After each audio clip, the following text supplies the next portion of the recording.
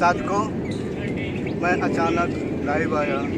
रात्रि के 10 बजे के बाद ही निर्णय लिया कि हम इस जगह पर कुछ साधकों के साथ मिलने वाले हैं, तो सोचा कि 5 मिनट के लाइव ही आ जाए। मैं बता दूं कि यहाँ पर कौन कौन उपस्थित है। हमारे बगल में बैठी हुई 2 लड़कियाँ यानी साधिकाएँ, कैमरा लगे, साधिकाएँ हैं। ये यहीं पूर्वी दिल्ली से संबंधित हैं। मैं नाम तो नहीं बताऊंगा, क्षेत्र भी नहीं बताऊंगा, क्योंकि लड़कियां हैं, उचित नहीं है। अब हमारे राजेश जी नागलोई वाले जो पुणे में कह रहे थे कि बस गुरुजी मैं तैयारी करके आया हूँ, बस हाथ लगाने की ज़रूरत है, और पता नहीं कितनी तैयारी की थी, वहाँ तो हाथ नहीं लगाया था, लेकिन अब वो कितना समझ पा रहे हैं मालूम नहीं। ये राजेश जी, राजेश यादव नागलोई से हैं, अच्छे साधक हैं, मगर इन्हें समझ में नहीं आ रहा है कि ये किस अवस्था में हैं। और आगे हमारे दरियाव सिंह जी हैं जो मीनाक्षी के पिताजी भी हैं, और ये यहाँ के यानी दिल्ली पुलिस में वरिष्ठ अधिकारी भी हैं।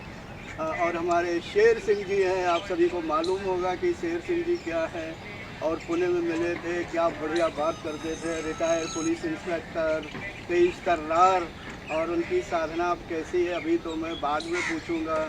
और उनके बगल में हमारे शाहू जी बैठे हुए हैं जो कि आप सभी का रजिस्ट्रेशन भी करते रहे, हमारा कारोबार संभाल रहे हैं, यानी आप सभी जानते होंगे, जो हमारे शिविर में आ चुके हैं।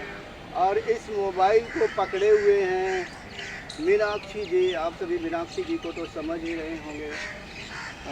तो अब मैं बात कर लूँ, ज़्यादा बात नहीं करूँगा। मैं पिछले कुछ दिन पहले आया था, 26 सितंबर को वृंदावन से मैं लाइव आ रहा था। उसमें एक साधिका जो पलवल की थी उस पर शक्तिपात किया था, और हिमाचल प्रदेश में जो सन्यासी जी थे उन पर भी शक्तिपात मैंने संकल्प द्वारा किया था, आपने जाना होगा। हाँ, मैं बता दूं, और जो पलवल में साधिका है उसका कंठ चक्र तुरंत खुल गया था। मैंने वहाँ पर तुरंत पूछा तो उसने बता दिया कि कंठ चक्र खुल गया। उसे अच्छे अनुभव आ रहे हैं, और डायरेक्ट तो हमारी उसकी बात नहीं होती है। उसने दूसरे साधिका को बता करके हमारे पास संदेश भेजा। और ऊना में हमारे जो सन्यासी जी हैं उनका भी कंठ चक्र खुल चुका है, और उन्हें अच्छे अनुभव आते हैं, और उनका प्राणवायु आज्ञा चक्र तक जाता है, और वो एक अच्छे संत के रूप में जाने जाएंगे। अगर उन्होंने भविष्य में और साधना की, निश्चय ही मेरे निगाह में वो एक अच्छे संत पुरुष हैं।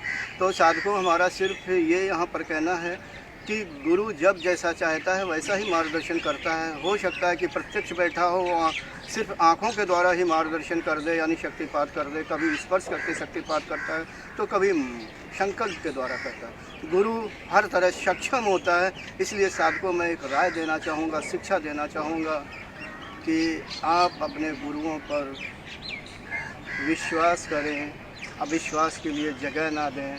गुरु किस अवस्था में रहते हैं, कैसे रहते हैं, क्या करते हैं, ये एक साधक के लिए जान पाना तो ज़रा मुश्किल है। हालांकि मैं वहाँ पर प्रदर्शन नहीं कर रहा था, लेकिन इस समय वायरस है। वायरस होने के कारण सन्यासी जी को हमने वचन दिया था शायद मई लास्ट में, तो हमें ऐसा शक्तिपात करना पड़ा, लेकिन भविष्य में ऐसा नहीं करूँगा। मेरे पास बहुत से साधकों ने लिखा हुआ है, गुरुजी आप अपने यहाँ से ही हमारे यहाँ शक्तिपात कर दें। मैं तो घर में बैठा हुआ, कोई शायद इस समय जयपुर के साधक समझ गए होंगे, दिल्ली के भी कुछ साधकों ने कहा, एक पुलिस विभाग में है उन्होंने भी ऐसे कुछ कहा अपनी पत्नी के लिए।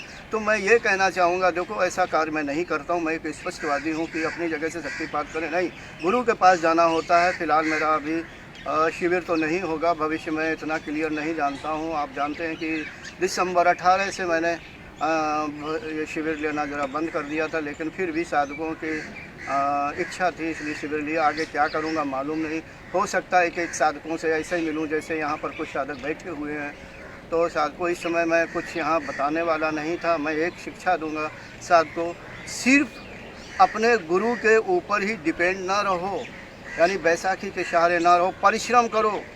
मेरी जीवनी जानते हैं ना, मेरी किताब मेरी वेबसाइट से डाउनलोड करके पढ़िए कि मैंने कितनी कठोर साधना की है। इस समय मैं दिल्ली में ज़रूर हूँ, लेकिन यहाँ से जाकर जब कुटिया में जाऊँगा तो आप मुझे पहचान नहीं पाएंगे। मैं एक साधक के रूप में रहता हूँ और अत्यंत कठोर साधना करता हूँ, और वहाँ की परिस्थितियाँ बिल्कुल प्रतिकूल हैं। प्रतिकूल परिस्थितियों में भी मैं कठोर साधना करता हूँ। अगर कठोर साधना नहीं करूँगा तो आप लोगों को मार्गदर्शन नहीं कर पाऊँगा। मैं जिस साधक को पकड़ता हूँ साधक बना देता हूँ, बस ये मेरा यही स्वभाव है।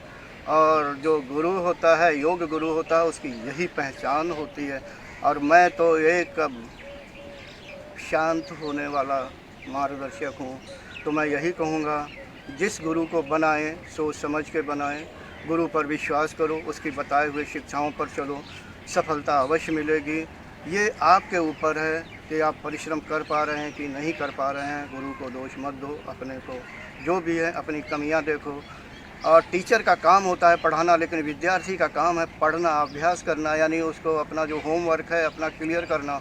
अगर नहीं करेंगे तो इसका मतलब ये नहीं है कि टीचर ने नहीं पढ़ाया। टीचर तो पढ़ा रहा है सभी विद्यार्थियों को बराबर, लेकिन उसमें कुछ फेल हो जाते हैं, कुछ कम मंद बुद्धि वाले होते हैं, तो उनके यानी डिस्टेंशन भी कम आती, पूर्णांक कम आते हैं, क्या कहना चाहिए। और तो कहने का मतलब टीचर सभी को बराबर देखता है, लेकिन ये आपके ऊपर है, यानी विद्यार्थी या साधक के ऊपर है कि वो कितना अपना परिश्रम करता है।